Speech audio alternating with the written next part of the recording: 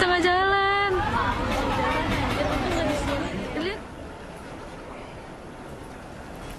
Kepanikan pengunjung dunia fantasi terjadi saat wahana halilintar tiba-tiba berhenti di tempat.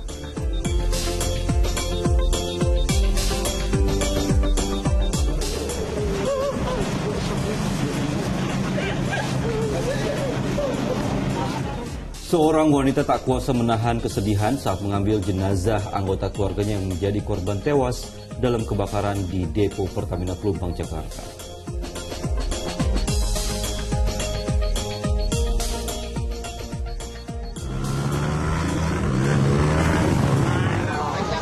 Serta kecewa.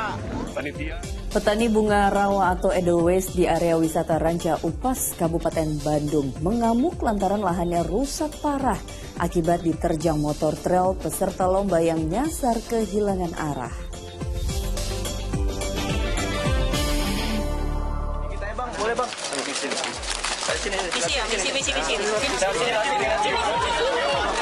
AG, pelaku anak yang berkonflik dengan hukum, akhirnya ditahan aparat penyidik di Treskrimum Polda Metro Jaya setelah diperiksa selama 6 jam dalam kasus penganiayaan anak bekas pejabat pajak.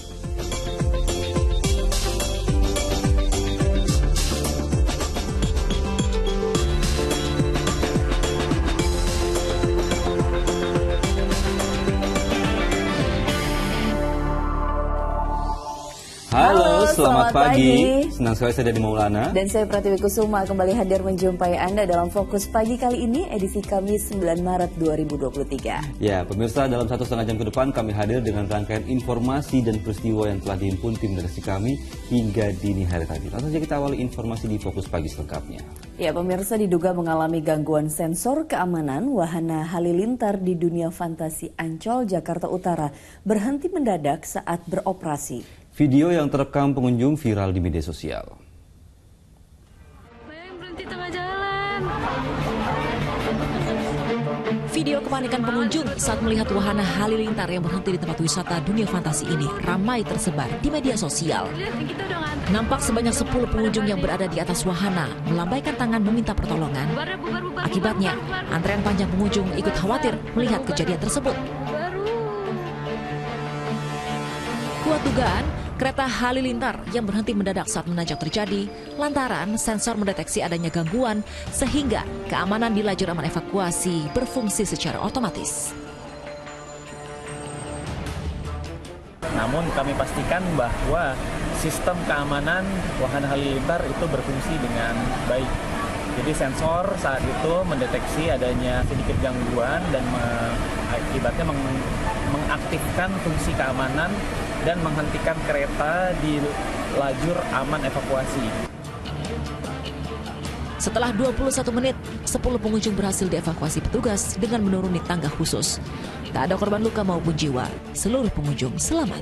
Muhammad Subadi Arifki melaporkan dari Jakarta. Di informasi berikutnya, seorang wanita tidak kuasa menahan kesedihan saat mengambil jenazah anggota keluarganya di Rumah Sakit Polri Kramat Jati yang menjadi korban tewas dalam tragedi terbakarnya depo Pertamina Pelumpang. Sementara hingga kini total 12 jenazah teridentifikasi setelah tim DVI Polri mengidentifikasi 4 jenazah korban kebakaran pada Rabu sore.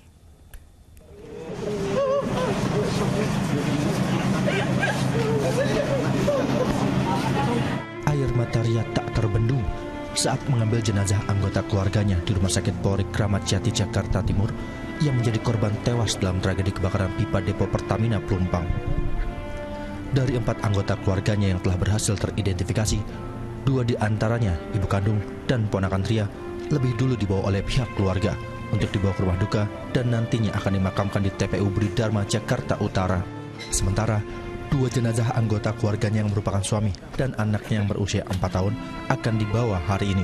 Ya, ada lagi ini mau langsung dibawa ke pemakaman, Ibu. Sementara itu, tim DVI Polri kembali mengidentifikasi 4 jenazah korban kebakaran depo Pertamina Pelumpang Rabu sore berdasarkan pencocokan data antemortem dengan postmortem. Jadi jumlah total yang sudah berhasil teridentifikasi sampai dengan hari ini Rabu tanggal 8 Maret tahun 2023 pukul 16.00 sejumlah 12 korban. demikian, hingga kini total 12 jenazah teridentifikasi dari 15 jenazah dan 1 body part yang diperiksa tim DVI Rumah Sakit Polri Kramat Jati. Sementara 6 jenazah diantaranya telah dibawa pulang keluarga. Suasana haru mengiringi kedatangan 2 peti jenazah korban kebakaran depo Pelumpang di rumah duka di Jalan Bendungan Melayu, Koja, Jakarta Utara. Tragedi maut pada 3 Maret itu membuat 5 orang dalam satu keluarga menjadi korban, di mana 4 korban tewas dan 1 lainnya kritis. Kondisi korban hingga Rabu malam masih dalam perawatan intensif di RSPP Jakarta. Pada saat itu rumah saya dan mama saya itu berjarak kurang lebih 1 kilometer. Nah, pada saat saya pulang kerja, mereka informasi bahwa di rumah itu bau bensin, kemudian agak berkabut. Terus saya bilang, ya udah, saya udah sampai rumah, cepetan bawa mama ke sini semua sama anak-anak. Ya udah, terus mereka siap-siap dulu. Terus kemudian mereka telepon lagi, kita OTW ya ke rumah. Nah, selang 10 menit kemudian dari telepon itu langsung terjadi ledakan. Nah, terus saya coba telepon teman nggak diangkat-angkat. Lalu saya coba tunggu-tunggu kok ada datang, ini kemana anak-anak dan mama? Rabu sore, kedua jenazah dimakamkan di TPU Semper Jakarta Utara. Proses pemakaman kedua jenazah pun berlangsung hikmat. Tim Liputan melaporkan. Ya, diduga tak ada legalitasnya, sejumlah keluarga korban jiwa kebakaran depo Pertamina Pelumpang, Jakarta Utara memprotes pemberian santunan sebesar 10 juta rupiah. Selain itu, warga juga menolak direlokasi dan menuntut Pertamina bertanggung jawab sepenuhnya atas musibah yang mereka alami.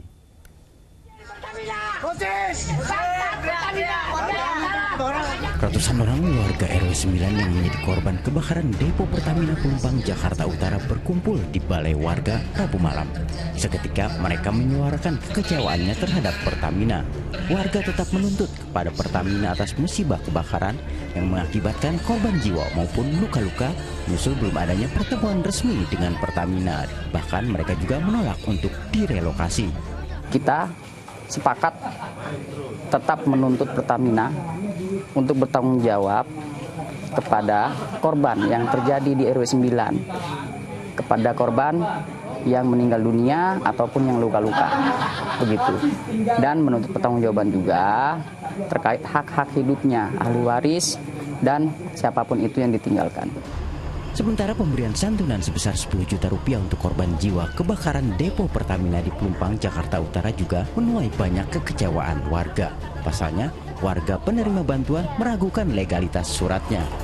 Menurut saya ya kayak nggak adil. Ini jebakan ini. Nggak adil. Seperti kayak gini, saya butuh jenazah, dia butuh tanda tangan, kayak gitu. Ya pikiran saya mah seperti itu, takutnya nggak boleh keluar gitu kalau nggak tanda tanganin ini surat. Bahkan menurut Acep yang kehilangan 4 orang anggota keluarga, surat santunan tak memiliki kop surat Pertamina. Kita harus membuat kop dengan tertulis manual, tidak tercetak. Itu di situ ada kata-kata tidak menuntut Pertamina Group. Kalau udah pakai nama perusahaan, harus berani membuat kop. Hingga kini petugas masih menjaga ketat TKP kebakaran depo Pertamina Pelumpang, Jakarta Utara. Bangunan yang hangus terbakar pun belum banyak berubah dengan garis polisi yang masih terpasang. Mayoritas warga yang terdampak kini tinggal di tempat pengungsian. Sebagian diantaranya ada juga yang memilih bertahan di rumahnya untuk menjaga barang berharga. Warga kita yang terdampak 58 kakak. Di sini 158 jiwa lah perkiraan, kan begitu. Jadi di sini semua gitu ya. Maksudnya kita udah pada berdatangan ke sini gitu. Untuk pemulihan trauma korban kebakaran depo Pertamina Pelumpang, Jakarta Utara, tim Dinas Psikologi TNI Angkatan Laut dan Diskes Kolin Lamil memberikan keriangan kepada anak-anak diantaranya dengan bernyanyi dan melihat langsung jajaran kapal Perang Republik Indonesia milik TNI Angkatan Laut. Sekaligus menunjukkan kepada mereka semua bahwa kita punya kapal, bahwa kapal ini adalah milik kita, milik semuanya, bukan milik Angkatan Laut saja, tapi milik masyarakat semuanya. Jadi ini adalah kegiatan atau sifatnya kegiatan yang memang nyata bahwa kita memang hadir untuk masyarakat. Sementara di jajaran Pertamina telah terjadi pergantian direktur penunjang bisnis. Dalam siaran persnya 8 Maret 2023, Pertamina memberhentikan Dedi Sunardi selaku Direktur Penunjang Bisnis. Selanjutnya, Direktur Penunjang Bisnis dirangkap tugaskan oleh Direktur Logistik dan Infrastruktur Eri Widyastono sampai ada Direktur Penunjang Bisnis yang definitif. Tim Liputan melaporkan dari Jakarta. Kita beralih ke informasi lainnya, pemirsa. Kasus penganiayaan yang dilakukan oleh anak mantan pejabat pajak memasuki babak baru. AG, pelaku anak yang berkonflik dengan hukum, akhirnya ditahan aparat penyidik di Treskrimum Polda Metro Jaya setelah diperiksa selama 6 jam. Ya, penahanan terhadap AG dilakukan selama 7 hari ke depan di Lembaga Penyelenggara Kesejahteraan Sosial mulai tadi malam. Dikit aja bang, boleh bang.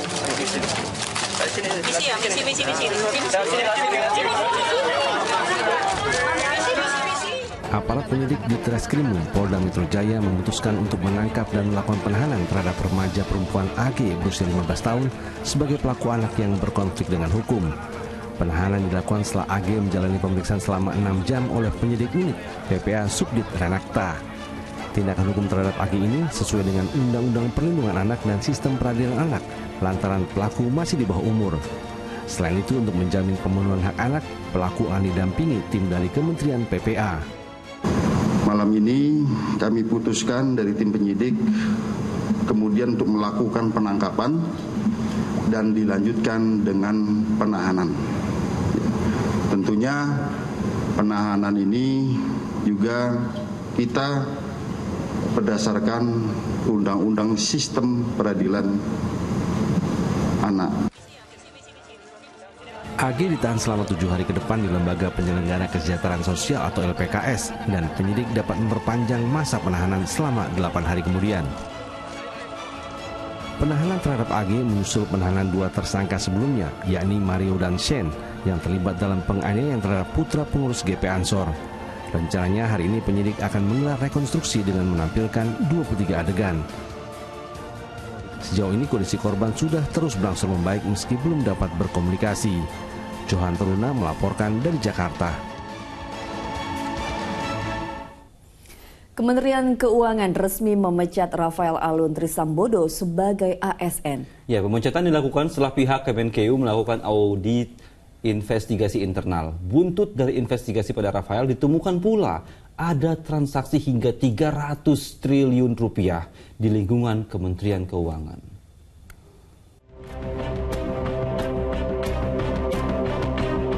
Setelah selesai mengaudit kekayaan yang tak wajar sebagai pejabat negara, Kementerian Keuangan akhirnya resmi memecat Rafael Alun Trisambodo dari aparatur sipil negara. Kini Rafael tinggal menunggu proses administrasi pemecatan hingga tak mendapatkan uang pensiun. Dari hasil atau temuan bukti dalam audit investigasi itu, Inspektorat Jenderal atau Irjen merekomendasikan untuk memecat saudara RAT. Usulannya sudah disampaikan dan Ibu Menteri sudah menyetujuinya.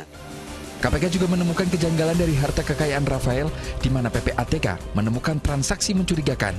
Ada aliran uang mencapai 500 miliar rupiah ditemukan di 40 rekening Rafael. Kasus Rafael juga telah naik ke tahap penyelidikan. Kalau PPATK itu yang menyampaikan ke kami adalah transaksi-transaksi yang mencurigakan. Mencurigakan itu tentu pada ketidaksesuaian dengan profilnya.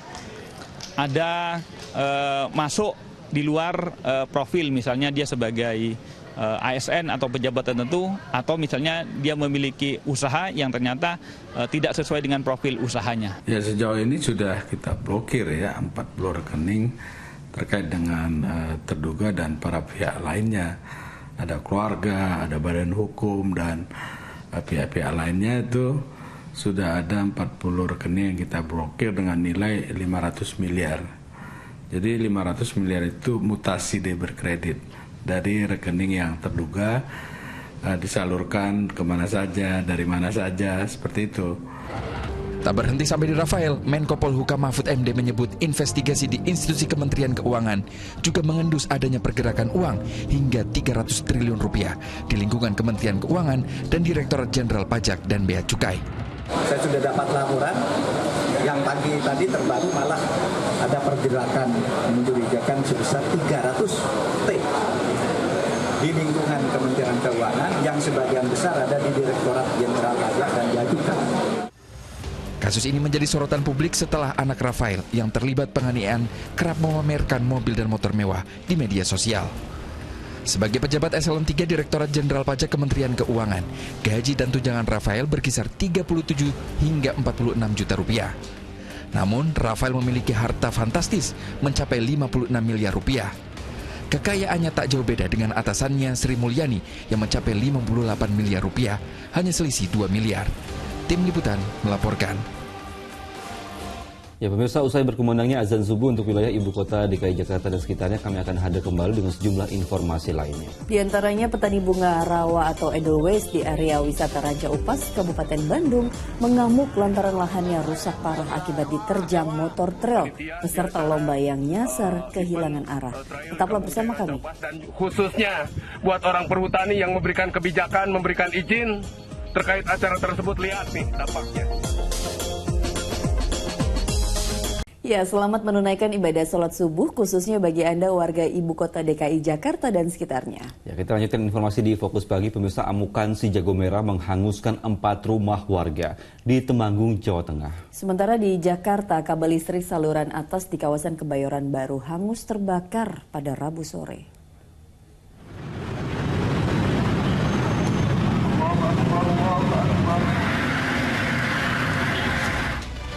Warga di Jalan Dharma Wangsa 12 Kebayoran Baru Jakarta Selatan terus berupaya memadamkan api yang membakar kabel listrik dengan menggunakan alat pemadam api ringan. Namun sayang, usaha warga sia-sia. Pemadam kebakaran yang tiba di lokasi langsung memadamkan api.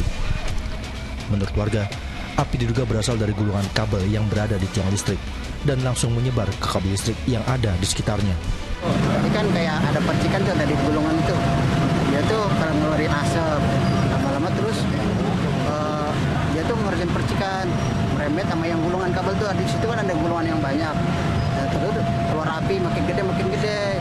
Terus makin gede ngerembet kemana-mana. Jadinya ngeluarin percikan. Gitu, jadi kita panik semua. 2 unit mobil pemadam kebakaran dari sektor Kebayoran Baru dan Wali Kota berhasil memadamkan api 30 menit kemudian.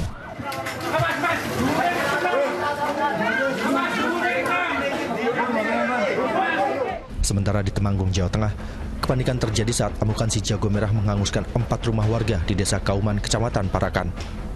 Warga berjibaku memadamkan api dengan alat seadanya agar api tidak menjalar ke rumah di sebelahnya. Peristiwa berawal saat salah satu warga mendengar bunyi gemeretak yang bersamaan dengan munculnya kepulan asap bercampur api.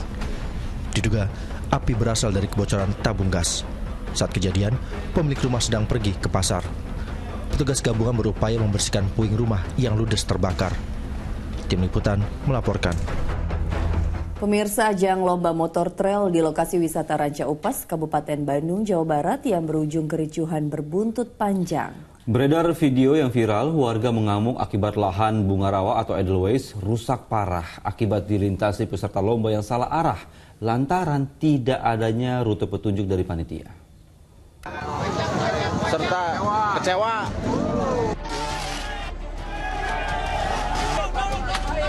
Panitia di acara event trail di Kampung Cairan Caupas dan khususnya buat orang perhutani yang memberikan kebijakan, memberikan izin terkait acara tersebut, lihat nih dampaknya. Seperti ini. Hancur. Hancur nggak? Lihat sama mata Anda, hancur nggak? Inilah luapan kekecewaan seorang warga sekaligus petani bunga rawa atau Edelweiss di area wisata Ranca Upas lantaran lahannya rusak parah akibat diterjang motor trail peserta lomba yang nyasar kehilangan arah. Ia mengamuk dan meminta pertanggungjawaban pihak yang terlibat lantaran tak mudah untuk menanam kembali bunga rawa, salah satu jenis tanaman langka. Saya akui saya sedikit emosi, terpancing suasana dengan kondisi yang rusak seperti itu. Karena yang pegang areal itu memang Bang Ukrit sendiri ya yang memang mengurus bunga-bunga. Untuk bunga rawa sebenarnya intinya adalah inisiatif saya sendiri. Awalnya karena saya jualan di tanaman hias. Sementara manajemen wisata Ranca Upas dan mewakili pihak perhutani meminta maaf atas insiden yang terjadi. Adanya kelalaian dari panitia mulai dari tidak adanya petunjuk rute, tidak adanya panitia di lintasan lomba, hingga jumlah peserta lomba melebihi kapasitas dari 700 menjadi 1.600 orang. Kesalahpahaman antara panitia dan peserta, sehingga karena tidak adanya panitia di jalur, sehingga banyak peserta terabas yang kalau bahasa ininya mabal Pak ke savana, dan berbuntut akhirnya berujung kemarin ada keluhan dari masyarakat. Saat ini areal wisata Ranca Upas yang rusak sekitar 1,5 hektar sudah ditata ulang dan diperbaiki, termasuk menanam kembali ribuan tunas tanaman bunga rawa.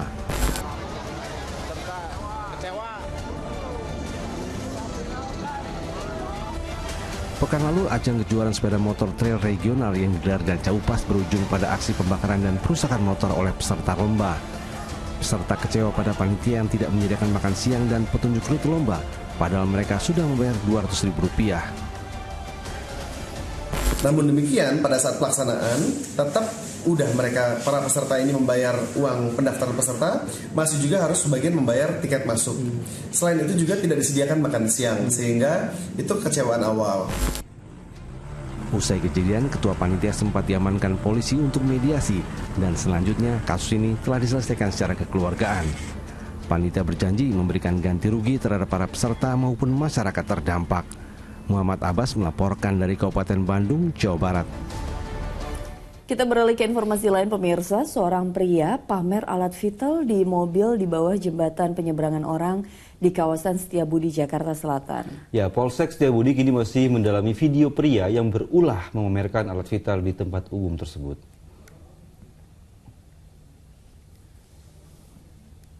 Tindakan tidak patut pengemudi sebuah mobil ini terjadi di tempat umum, tepatnya di bawah jembatan penyeberangan orang di JPO Kuningan Setiabudi, Jakarta Selatan. Pria ini sengaja memamerkan alat kelamin, tapi karena ada yang merekam ulahnya, pria ini pun langsung tancap gas kendaraannya. Polsek Setiabudi, Jakarta Selatan langsung memeriksa tempat kejadian guna menelusuri dan mencari identitas pemilik mobil. Ya pemirsa, kita jeda sejenak, Fokus Pagi akan hadir kembali dengan sejumlah informasi lainnya, diantaranya adalah luapan emosi keluarga korban pembunuhan, menyertai rekonstruksi pembunuhan Satpam Perkebunan. Informasi selengkapnya akan disampaikan dari Maulana usai jeda.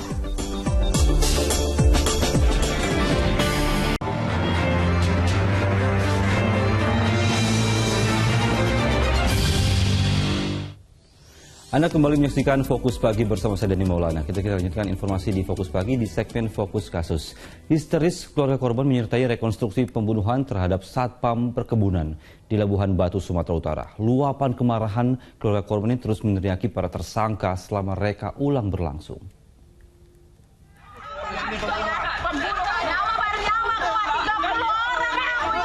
Keluarga korban berupaya meluapkan emosi kepada para tersangka saat dibawa keluar dari tahanan. Untuk menghindari keributan, polisi pun mereka ulang kasus pembunuhan terhadap seorang satpam perusahaan perkebunan ini secara tertutup. Polisi menetapkan 6 orang tersangka pembunuhan terhadap korban Hasrat Siregar, seorang tersangka diantaranya masih berstatus DPO. Dalam rekonstruksi, para tersangka memperagakan 30 adegan. Saya belum puas Pak, 30 orang. Karena 30 orang membunuh, kalau hanya 5 orang Pak, dia sanggup sendiri. Mungkin mudah-mudahan dia sanggup sendiri, dia bicara sama saya sendiri. Istrinya. Sebanyak-banyak yang perempuan 2 lagi Pak harus dicari. Yang bawa Tojo itu perempuan harus dicari. Dan yang lain yang DPO harus dapat. Pembunuhan Satpam Hasrat Siregar Senin 16 Januari lalu saat korban memergoki kawanan pencuri sawit di areal perkebunan tempatnya bekerja. 1 orang pencuri berhasil ditangkap bersama beberapa janjang sawit. Namun saat akan dibawa ke pos Satpam, korban mendapat serangan kawanan pencuri bersenjatakan kapak, golok, serta senjata tajam lainnya. Korban pun tewas dengan luka bacok sekujur tubuhnya. Tuti Alawiyah Lubis melaporkan dari Labuhan Batu, Sumatera Utara. Pesta minuman keras oplosan kembali menelan korban jiwa. Di Jember, Jawa Timur, 3 warga tewas dan 6 lainnya kritis setelah menenggak miras oplosan dalam sebuah hajatan pernikahan.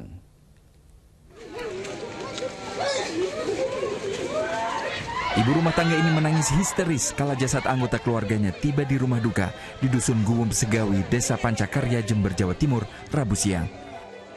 Mereka yang tewas yakni Agus Hermanto usia 33 tahun, Yoyo Bunjiono pria usia 41 tahun, dan Kevin Angga berusia 23 tahun. Ketiganya tewas setelah menenggak miras oplosan pada Senin malam.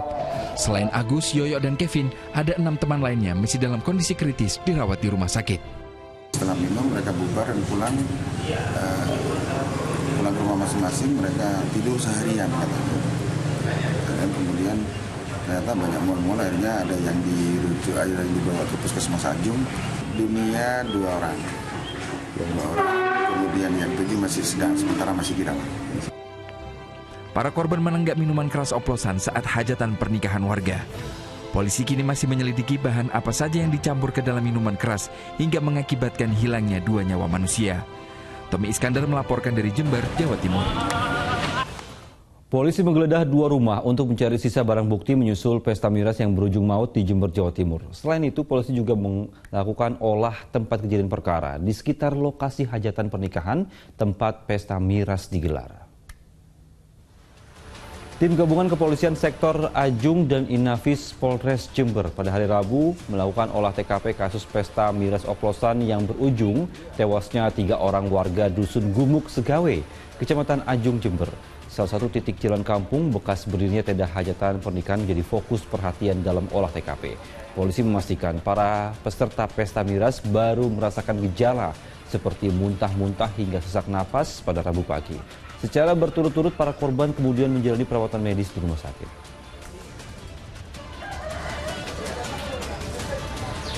Polisi juga menggeledah 2 rumah untuk mencari sisa barang bukti menyusul pesta miras berujung maut di Jember, Jawa Timur. Salah satu rumah yang digeledah adalah rumah milik salah satu korban tewas yang diduga menyiapkan minuman keras oplosan alkohol dalam jumlah yang cukup banyak.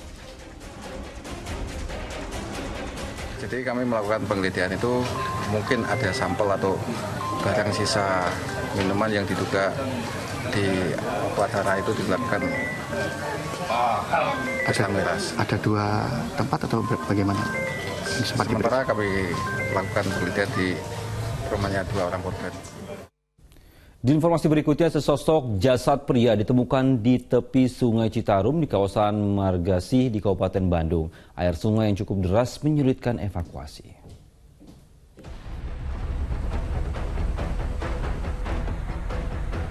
Tim Inafis dan Satuan Reserse Kriminal Polres Cimahi mengevakuasi jasad pria dari aliran Sungai Citarum di kawasan Margasih, Kabupaten Bandung, Rabu siang. Derasnya air sungai yang keluar dari terowongan Kembar Nanjung menyulitkan petugas melakukan evakuasi. Korban pertama kali dilihat seorang warga yang berada di sekitar lokasi. Hasil pemeriksaan, polisi menemukan luka lebam pada tubuh korban. Korban juga tidak memiliki identitas. Ya, kurang lebih antara 35 tempat flow ya, kami laki-laki. Karena air ya, jadi pada bengkak-bengkak. Oh, kondisi udah mungkin lebih dari 1 hari berarti. Kalau perkiraan dari 2 hari 3 hari. Korban mengenakan baju kaos, celana jeans, dan mengenakan jaket dan berusia sekitar 40 tahun. Saat ini, jasad berada di Rumah Sakit Sartika Asih Bayangkara Polri Kota Bandung dan telah diotopsi. Muhammad Abbas melaporkan dari Kabupaten Bandung, Jawa Barat. Di informasi lainnya, pemirsa, seorang pelajar SMP di Surabaya, Jawa Timur dikeroyok belasan remaja saat pulang sekolah. Akibatnya kondisi korban kritis.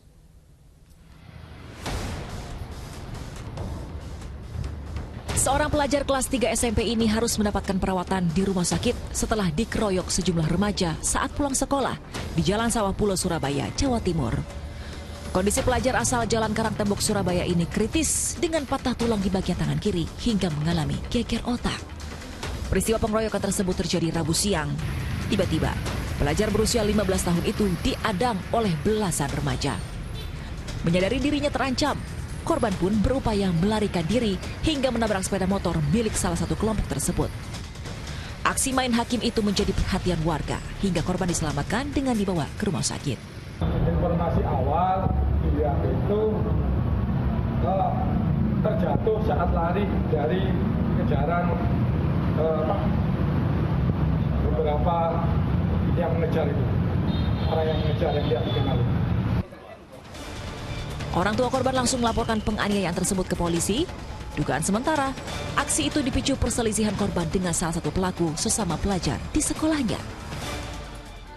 Itu kan katanya teman-temannya yang ngantar ke sini, dia itu kayaknya ada cekcok di sekolah, nggak tahu sama teman atau gimana, terus akhirnya dikeroyok, dimanggilin teman-temannya yang bermasalah itu.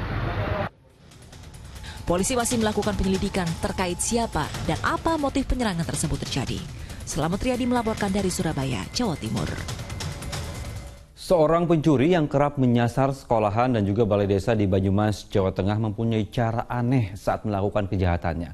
Saat menyantroni sasarannya, pencuri ini nekat bertelanjang alias tanpa busana. Rekaman kamera pengintai di salah satu sekolah SMK di Kabupaten Banyumas ini memperlihatkan pencuri bernama Darno. Pria berusia 41 tahun ini tengah mencari barang berharga dengan cara membobol jendela ruang guru. Anehnya, dalam rekaman kamera pengintai ini, pencuri bertelanjang bulat alias tanpa busana. Polisi berhasil membekuk tersangka Rabu dini hari. Tersangka mengaku telah melakukan pencurian di 14 TKP, baik di sekolahan maupun di kantor balai desa. Tersangka berhasil menggondol uang puluhan juta rupiah. Saat melakukan aksinya, dia dalam posisi telanjang. Dan keterangan dari pelaku tersebut bahwa itu merupakan jimat ya dari pelaku. Karena memang pelaku ini mempunyai dukun sendiri. Jadi pada saat dia melakukan pencurian, dia berkunjung ke dukunnya, kemudian meminta jimat-jimat tertentu. Kini tersangka masih menjalani pemeriksaan di Mapolresta Banyumas sebab diduga masih ada lokasi lain yang menjadi sasaran pencuriannya. Mardianto melaporkan dari Kabupaten Banyumas, Jawa Tengah. Masih dari kasus pencurian, hendak mencuri di salah satu pondok pesantren, seorang residivis di Ponorogo, Jawa Timur dihakimi warga. Sebelumnya ini tersangka dipenjara karena kasus pencurian.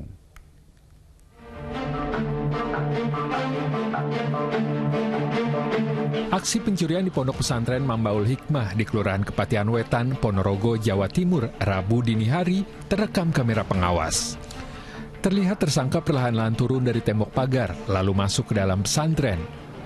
Namun, saat akan mengambil sesuatu, aksi tersangka diketahui pengasuh pondok pesantren.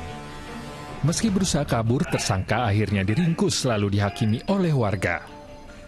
Santri dan warga kemudian menyerahkan tersangka ke Polsek Babadan. Hasil pemeriksaan, tersangka diketahui bernama Misgianto, residivis kasus pencurian. Memang saudara Misgianto alias B itu sudah sering kali masuk LP, jadi kalau istilahnya residivis lah. Tapi masih dalam tingkat pencurian aja, kalau masalah yang tingkat tinggi belum. Tapi sudah sering kali masuk ke LP itu. Polisi masih mendalami keterlibatan tersangka dalam berbagai kasus pencurian. Apalagi di pesantren Mambaul Hikmah sering terjadi kehilangan barang. Dirgo Suyono melaporkan dari Ponorogo, Jawa Timur. Sementara itu karena kepergok mencuri kerbau dari kandang, dua pria di Tulang Bawang, Lampung nyaris babak belur dihakimi massa. Nyawa kedua pencuri ini selamat setelah dievakuasi polisi dan pamong desa ke dalam ruko yang kosong.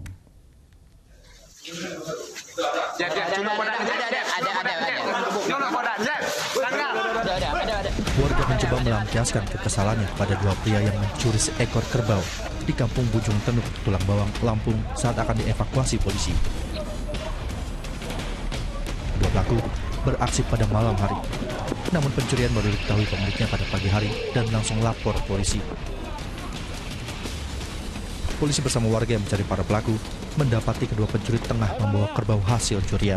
Pada saat petugas kami sampai di lokasi, tersangka ini sempat bersembunyi di atas loteng, namun dengan upaya dan dukungan dari masyarakat juga dapat kami amankan dua orang tersangka pada saat itu.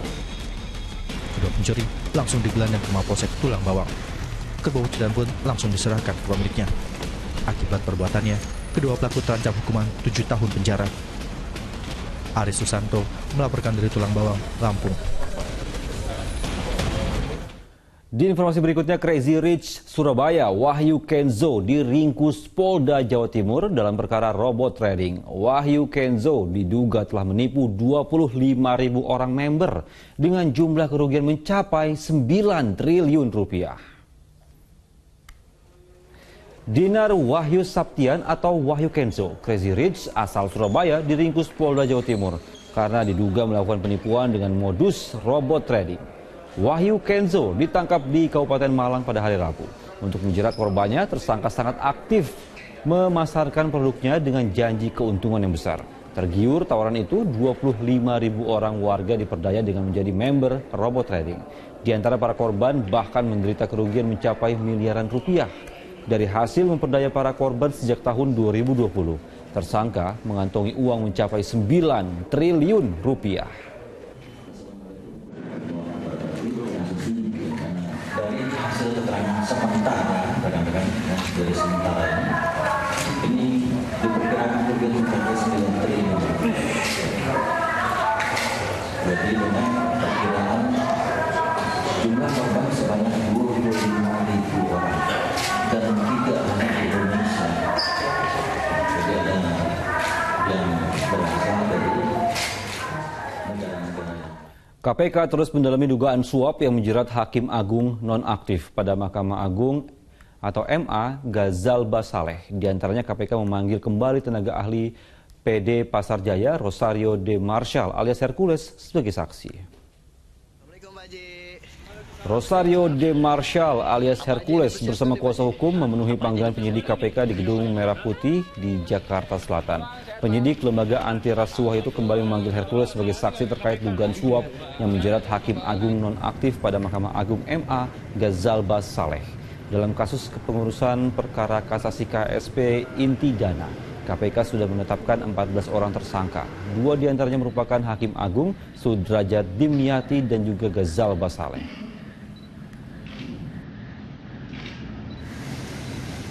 Setelah menjalani pemeriksaan KPK selama 3 jam, tenaga ahli PD Pasar Jaya Rosario de Marshall alias Hercules pada hari Rabu tidak menjelaskan detail pemeriksaan dirinya sebagai saksi. Ia mengaku tidak tahu persoalan suap di Mahkamah Agung serta tidak mengenal tersangka Hakim Agung nonaktif Ghazal Basaleh dan para tersangka lainnya. Sama aja untuk udah selesai.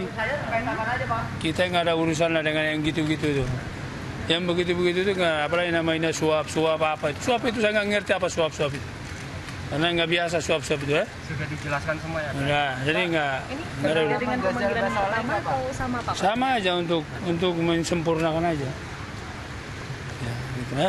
Melengkapi, hanya melengkapi. Hah? Kenal sama Pak Ghazal Basaleh nggak? Nggak kenal. Semua nih nggak ada yang kenal. Kita kembali jeda pemirsa, Fokus Pagi akan hadir dengan sejumlah informasi lainnya, diantaranya adalah karena lantaran saling ejek, 2 kelompok massa pendukung calon kepala desa di Kabupaten Bogor, Jawa Barat terlibat bentrokan. Informasi lengkapnya akan disampaikan oleh Pratiwi Kusuma sesaat lagi hanya di Fokus Pagi.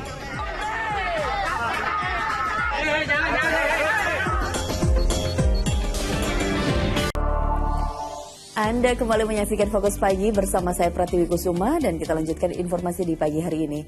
Diduga korsleting listrik, sebuah SPBU di Magelang, Jawa Tengah terbakar. Akibatnya 2 pegawai SPBU terluka bakar hingga harus mendapat perawatan medis.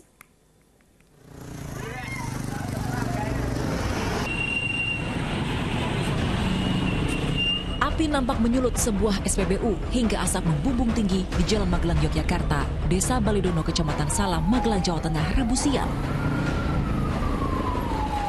Tim petugas pemadam kebakaran langsung berjibaku memadamkan api. Akibat peristiwa tersebut, 2 pegawai SPBU mengalami luka bakar ringan di bagian tubuhnya hingga harus dilarikan ke rumah sakit untuk mendapatkan perawatan medis. Kejadian ini berawal saat salah satu pegawai SPBU sedang membersihkan salah satu dispenser pengisian bensin. Tiba-tiba, api muncul hingga terjadi ledakan. Dugaan sementara, terjadi korsleting listrik pada bagian bawah dispenser bensin. Dispenser baru dalam perbaikan. Jadi saat waktu kejadian itu saat dibersihkan dengan pompa pembersih. Akibat peristiwa ini, kerugian ditaksir mencapai ratusan juta rupiah. Sementara, guna mengetahui penyebab pasti kebakaran, Polresta Magelang tengah melakukan penyelidikan. Wahyu Diono melaporkan dari Magelang, Jawa Tengah. Kecelakaan maut terjadi di jalur Pantura Kota Cirebon di mana bus yang hendak menyalip kehilangan kendali dan menghantam sepeda motor yang melaju dari arah berlawanan. Akibatnya, ayah dan anak yang berada di sepeda motor tewas di tempat kejadian. Kecelakaan maut antara bus dan motor di jalur Pantura Samadikun, Kota Cirebon ini terekam CCTV. Kencangnya benturan membuat sepeda motor terpental dan bus akhirnya menerjang pohon. Akibatnya 2 korban yaitu ayah dan anak pengguna sepeda motor tewas di tempat. Kecelakaan pada Rabu pagi ini diduga karena pengemudi bus kehilangan kendali saat memaksa menyalip di jalanan yang licin. Sementara dari arah berlawanan, korban sang ayah sedang mengantar anaknya ke sekolah. Kondisi bus berdasarkan kita pantauan dari CCTV yang kita dapat, kendaraan bus tersebut mengendari lumayan cukup dengan kecepatan yang cukup tinggi sehingga tidak bisa menghindar kendaraan yang disalipnya. Demikian. Kalau korban ini tujuannya bagaimana dan ayah dan bapak? Informasi di TKP yaitu korban akan mengantar anaknya ke sekolah. Selain menggelar olah TKP, polisi juga memintai keterangan saksi dan mengamankan pengemudi bus. Akibat kejadian ini, lalu lintas sempat tersendat karena badan bus melintang di tengah jalan. Maruli Habibi melaporkan dari Cirebon, Jawa Barat. 2 kelompok massa pendukung calon kepala desa di Kabupaten Bogor, Jawa Barat terlibat bentrok. Kericuhan yang terjadi pada saat pengundian nomor urut calon kepala desa ini dipicu saling ejek antar sesama pendukung.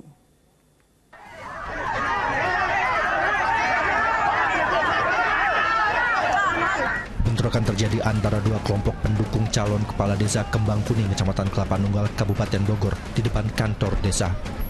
Kericuhan yang terjadi pada saat pengundian nomor urut calon kepala desa ini dipicu adanya saling ejek antar sesama pendukung. Beruntung, pihak keamanan dapat mengendalikan situasi. Para pendukung simpatisan berselisih di situ. Alhamdulillah kami bersama jajaran dari kepolisian, TNI dan Pol PP dan aparat yang lainnya reda dan diadakan dengan upaya damai. Pada Rabu sore, seluruh peserta Pilkades tengah mengikuti tahapan akhir masa kampanye dengan melakukan konvoi dan pidato. Untuk menghindari bentrokan, pihak keamanan dan panitia mengatur jadwal dan lokasi masing-masing calon kepala desa saat berkampanye. Tahapan akhir kampanye pemilihan kepala desa Kembang Kuning ini pun berlangsung meriah.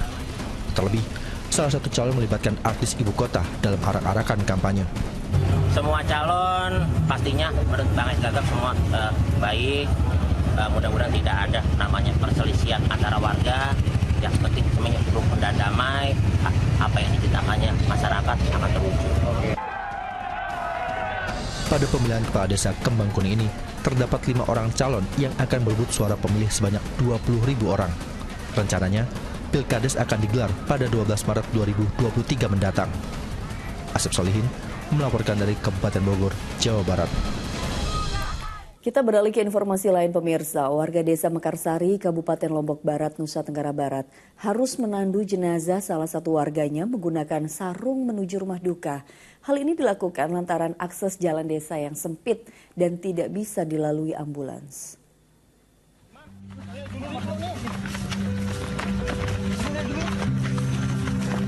Puluhan orang warga dusun Eak Mate, desa Mekarsari, Kabupaten Lombok Barat, menggotong jenazah salah seorang warga mereka dengan tandu sejauh 3 km.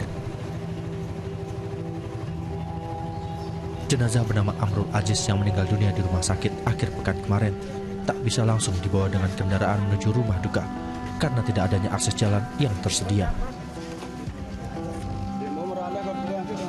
Meski harus melalui jalan setapak yang curam dan licin, namun aktivitas ini menjadi hal yang biasa bagi warga setempat selama bertahun-tahun, terutama saat ada warga yang sakit, melahirkan, atau meninggal dunia. Sekitar 3 km kita gotong, pakai tandu, kita buatkan pakai sarung. Nah, karena akses jalan tidak mendukung, maka jalan terakhir yang kita pakai itu sudah kita gotong, kita tandu sampai ke tempat duka. Warga berharap pemerintah daerah segera membuka akses jalan desa agar memudahkan warga beraktivitas. Dari Sulhi melaporkan dari Kabupaten Lombok Barat, Nusa Tenggara Barat. Tim relawan siaga bencana longsor sepanjang Rabu menemukan 8 lagi jenazah korban longsor di Pulau Serasan, Kabupaten Natuna, Kepulauan Riau. Dengan demikian total korban tewas akibat longsor di Natuna, Kepulauan Riau menjadi 20 orang.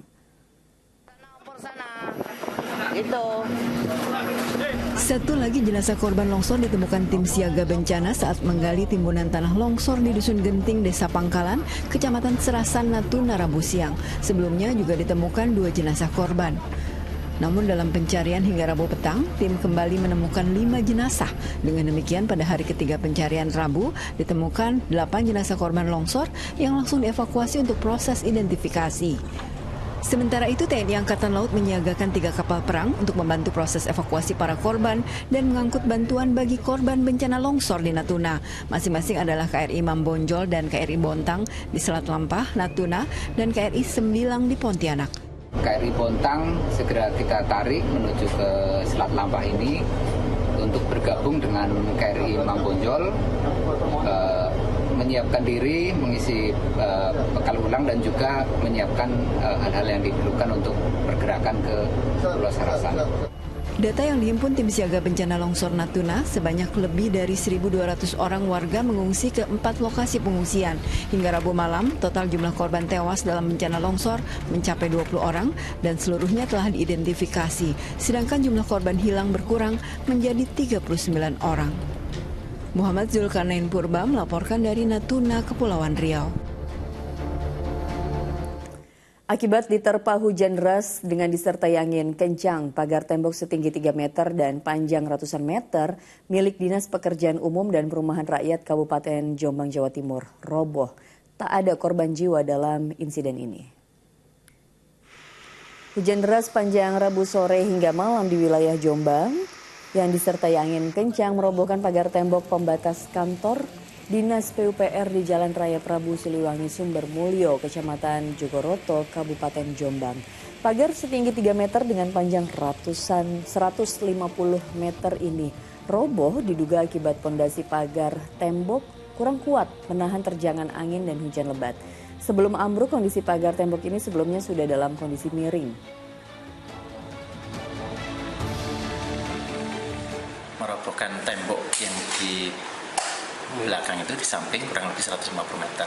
Juga di samping itu juga termasuk atap yang di gudang arsip kami juga ikut terbawa angin kencang. Lebih dari 1 jam. Pemirsa, 2 rumah ambruk akibat tanah di bawahnya terus terkikis aliran Sungai Bengawan Solo di Tawangsari, Kabupaten Sukoharjo, Jawa Tengah. Warga pun mulai khawatir area abrasi terus meluas hingga ke permukiman mereka.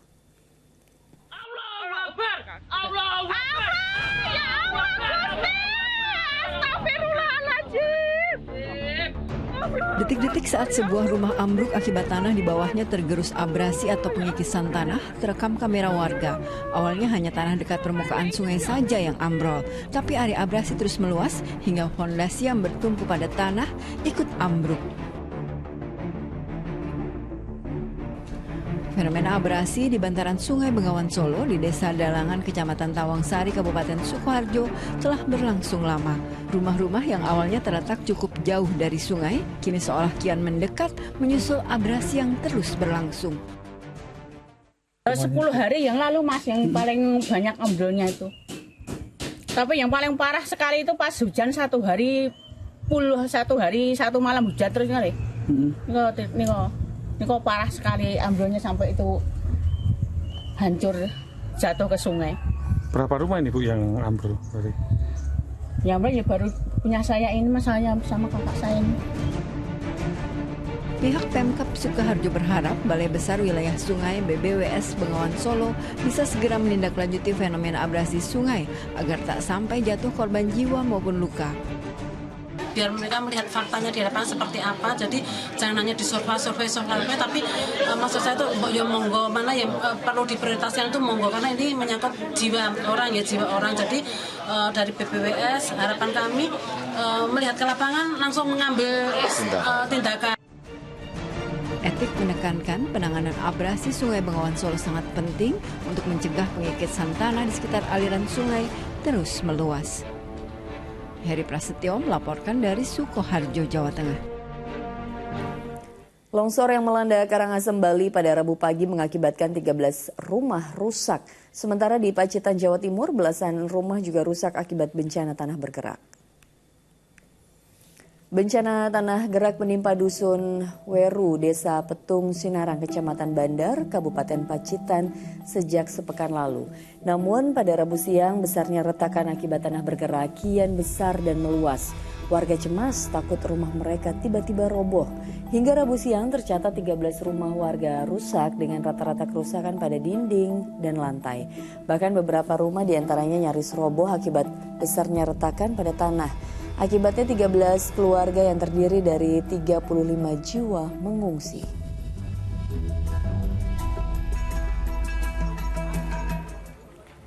Sementara itu di Karangasem, Bali, bencana longsor melanda desa Duda Timur, Kecamatan Selat. Sebuah rumah hancur setelah batu berukuran besar menerjang. Menurut pemilik rumah, bencana itu berlangsung saat hujan lebat pada Selasa malam. Tiba-tiba tebing di belakang rumah longsor dan sebuah batu berukuran sangat besar menghantam rumah. Beruntung semua penghuni rumah selamat.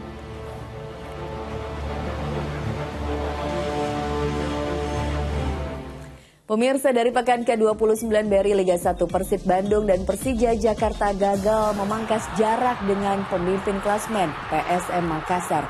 Kedua tim kompak menelan kekalahan dari lawan-lawannya. Kami hadir usai jeda.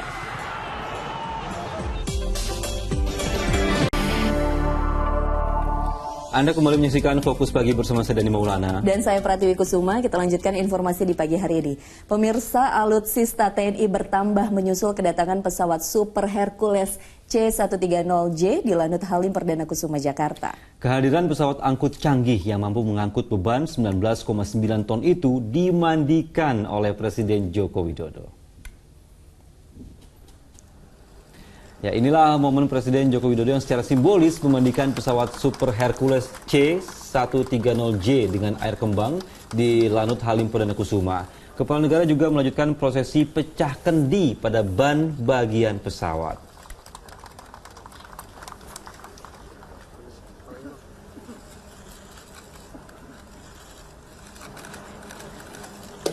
Prosesi ini menjadi rangkaian penyambutan pesawat Super Hercules milik TNI Angkatan Udara yang dipesan secara khusus dari perusahaan Dirgantara Amerika Serikat untuk memperkuat operasi militer maupun non-militer TNI AU. Dilengkapi kapasitas dan juga spesifikasi tinggi, Super Hercules mampu mengangkut beban hingga 19,9 ton.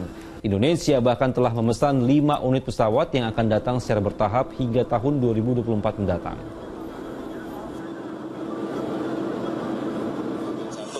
Nanti Juni tambah 1 lagi, Juli tambah 1 lagi, Oktober tambah 1, Januari tahun depan tambah 1. 5 pesawat yang akan datang ke negara kita.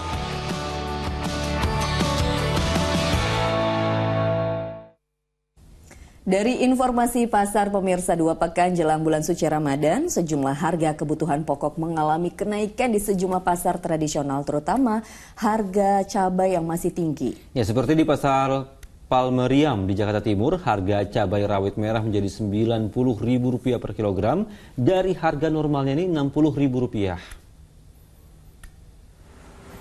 Di pasar Palmeriam, Matraman, Jakarta Timur, harga cabai rawit merah dijual seharga Rp90.000 per kilogram dari harga normalnya Rp60.000.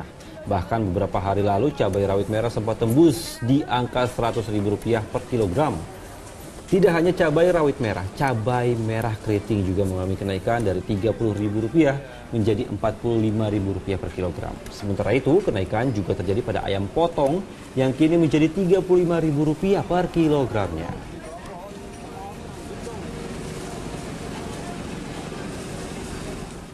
Ya, sementara di Pasar Cilengsi, Kabupaten Bogor, Jawa Barat, harga komoditi kebutuhan pokok seperti cabai dan juga bawang terpantau masih tinggi, terutama cabai rawit merah yang kini dijual hingga Rp80.000 sampai Rp90.000 per kilogramnya. Padahal harga sebelumnya cabai rawit merah seharga Rp40.000 per kilogram. Hal serupa juga terjadi pada jenis cabai lainnya di kisaran Rp40.000 hingga Rp50.000 per kilogram. Sejumlah kebutuhan lainnya juga harganya masih tinggi akibat tingginya permintaan jelang Ramadan, menyusul adanya gagal panen di sejumlah daerah.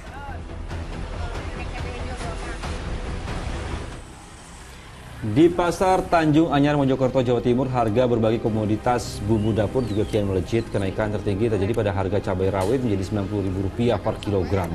Menurut pedagang, harga cabai rawit terus naik setiap hari sejak sepekan terakhir. Meski tidak ada kelangkaan, tapi pedagang memperkirakan melejitnya harga cabai rawit akibat gagal panen. Pemirsa, demi mendapat sembako murah, ratusan warga antre di Pasar Murah Sembako di Klaten, Jawa Tengah. Sejumlah lansia dan warga yang membawa balita turut antre di bawah terik matahari yang menyengat.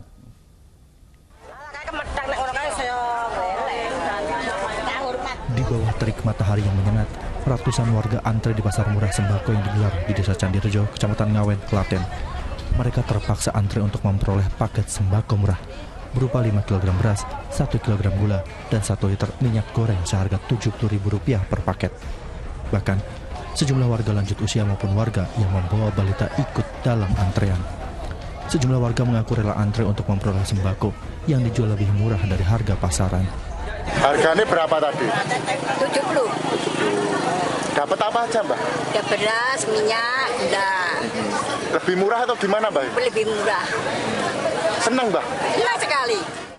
Dalam pasar murah ini, sebanyak 300 paket sembako disiapkan oleh Bulog dan pemerintah Kabupaten Klaten. Tak butuh waktu lama, ratusan paket sembako habis terjual. Harganya ini juga murah, Rp70.000, dapat 1 paket beras 5 kilo, gula pasir 1 kilo, kemudian minyak goreng 1 liter. Harganya, harga tebusnya Rp70.000. Kemudian nanti terus ini berjalan terus di 26 desa di 26 kecamatan. Pasar murah sembako ini digelar bertujuan untuk mengendalikan kenaikan harga sembako. Apalagi menjelang bulan Ramadan, harga sembako di pasaran terus merangkak naik. Krisna Agung melaporkan dari Klaten, Jawa Tengah.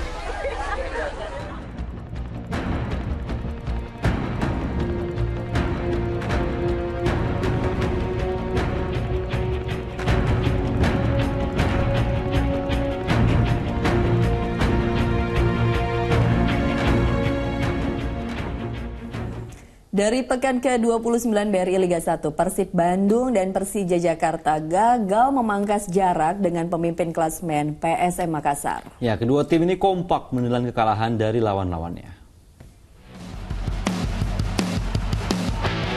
Tampil sebagai tim tamu, Persi Kediri mampu mengejutkan Persib Bandung dengan beberapa serangan berbahaya saat bertanding di Stadion Pakansari, Kabupaten Bogor, Rabu sore.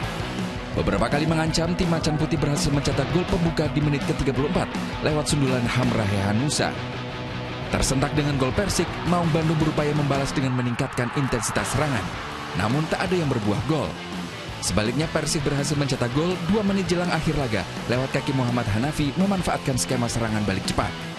Kekalahan ini jadi yang ke-7 bagi Persib musim ini, sekaligus gagal memangkas jarak dengan PSM Makassar yang berada di puncak klasemen. Hasil minor juga diraih peringkat ketiga klasmen Persija Jakarta yang takluk di markas Borneo FC Samarinda di Stadion Segiri Samarinda Rabu sore. Tuan rumah Pesut Etam tampil apik dan berhasil unggul cepat di menit ke-8 lewat sundulan Muhammad Sihran. Laga berjalan semakin menarik di 13 menit akhir. Persija sempat mencetak gol balasan di menit ke-77 melalui sentuhan Osvaldo Hai. Tak butuh waktu lama 2 menit berselang, Borneo FC kembali unggul 2-1. Tendangan Stefano Lillipali tak mampu dihalau kiper Andritani Ardiasa yang terganggu dengan pergerakan Terence Puhiri. Di menit ke-86, Matius Pato memastikan tuan rumah memetik 3 poin. Memanfaatkan umpan terobosan, Pato memaksa Andritani memungut bola dari gawangnya untuk ketiga kalinya. Kekalahan ini membuat Persija tertahan di posisi 3 dan gagal menggusur Persib Bandung, sedangkan Borneo FC menguntit 1 strip di bawahnya. Sementara itu dalam lanjutan pekan ke-29 BRI Liga 1, laga sengit bakal tersaji ketika Barito Putra menghadapi Persebaya Surabaya di Stadion Demang Lehman Martapura sore nanti. Ya, sedangkan pada laga lain, tuan rumah Persikabo akan menjamu pemuncak klasmen PSM Makassar di Stadion Pakansari Cibinong, Bogor.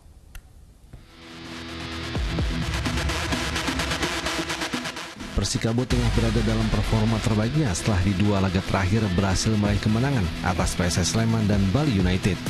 Kemenangan ini menjadi modal penting dan kepercayaan diri bagi Laskar Pajajaran untuk menghadapi PSM Makassar sore nanti. Kita tahu Makassar tim yang kuat dan tim yang konsisten karena mereka kita di atas sekarang. So kita akan jadi underdog untuk besok, tapi kita akan usaha lagi seperti apa yang kita bermain di last video, dan insyaallah dengan usaha kita akan dapat hasilnya. Sementara itu pasukan Jugo Eja menggelar latihan recovery di Stadion Kaligowa, Sulawesi Selatan sebelum bertolak ke Cibinong, Bogor. Target membawa pulang 3 poin terus digelorakan skuad PSM Makassar agar mereka tetap nyaman di puncak klasemen BRI Liga 1 saat ini. Sementara itu menjamu Persebaya Surabaya di Stadion Demang Lehman Martapura, Kabupaten Banjar, Kalimantan Selatan petang nanti, Barito Putra siap mengalahkan Bajul Ijo agar bisa bebas dari zona degradasi. Pelatih Barito Putra, Rahmat Darmawan, mengatakan ia sudah menganalisa dan menentukan strategi apa yang digunakan saat anak asuhnya berlaga. Persiapan menghadapi Laskar Antasari, para pemain Persebaya Surabaya juga telah menjalani latihan di Stadion Demang Lehman. Pelatih Persebaya Surabaya, Aji Santoso, mengatakan anak asuhnya siap menghadapi Barito Putra dan ia menargetkan minimal meraih 1 poin. Tapi kalau pemain-pemain kami bisa melakukan apa yang saya instruksikan dengan baik, fighting spirit terjaga, bermain dengan hati, tidak terlalu kemungkinan bisa mendapatkan poin. Persebaya Surabaya saat ini berada di posisi 8 dengan raihan 38 poin, sedangkan Barito Putra baru mengumpulkan 25 poin dan berada di posisi 17 atau zona degradasi. Tim Liputan melaporkan. Pemirsa, pernak-pernik untuk memeriahkan Piala Dunia U20 yang akan digelar di Indonesia resmi diluncurkan. Ya, Tiwi dan pemirsa, sebanyak 53 jenis merchandise siap dipasarkan di berbagai media penjualan. Ini dia pernak-pernik yang akan memeriahkan Piala Dunia U20 yang akan digelar di Indonesia. Ada t-shirt, topi, hingga jaket yang semuanya merupakan produk lokal. Sebanyak 53 jenis merchandise siap dipasarkan ke masyarakat, diantaranya melalui venue pertandingan, bandara, pusat perbelanjaan, hingga 13.000 jaringan outlet sebuah minimarket. Souvenir ini disediakan aparel juara yang menjadi pemegang lisensi merchandise Piala Dunia U20. Saat peluncuran merchandise tersebut, Ketua Umum PSSI Erick Thohir ditemani Menteri Pemuda dan Olahraga Zainuddin Amali menilai ini merupakan terobosan karena produk lokal bisa terlibat di hajatan internasional yang akan digelar di Indonesia. Baik, justru sekarang bagaimana kita mendorong merchandise ini ada akses sebanyak-banyaknya. Tadi Pak Menpora bilang nanti di kantornya, saya dorong juga nanti di airport di Sarinah. Selain tentu outlet yang sudah berapa tadi? 1.000? Udah 13.000 di Alfamart. 13.000 di Alfamart. Saya rasa ini yang kita mau supaya event ini menjadi event bangsa gitu. Jangan kita buat event kadang tahu juga lucu nanti. Nantinya turnamen Piala Dunia U20 akan dimulai pada 20 Mei hingga 11 Juni 2023 dengan menampilkan 24 tim dari Konfederasi Sepak Bola Dunia, termasuk Indonesia sebagai tuan rumah. Piala Dunia U20 bisa Anda saksikan di seluruh platform SCN Group. Auriga Agustina, Eko Purwanto melaporkan dari Jakarta. Ya pemirsa, usai sudah Fokus Pagi hari ini, dan setelah Fokus Pagi jangan lewatkan untuk menyaksikan program Ratapan Buah Hati. Ya, mewakili tim redaksi dan kerabat kerja yang bertugas, saya Pratiwi Kusuma. Dan saya Dani Maulana, pamit undur diri. Selamat pagi, selamat beraktivitas, jaga kesehatan selalu, dan sampai jumpa.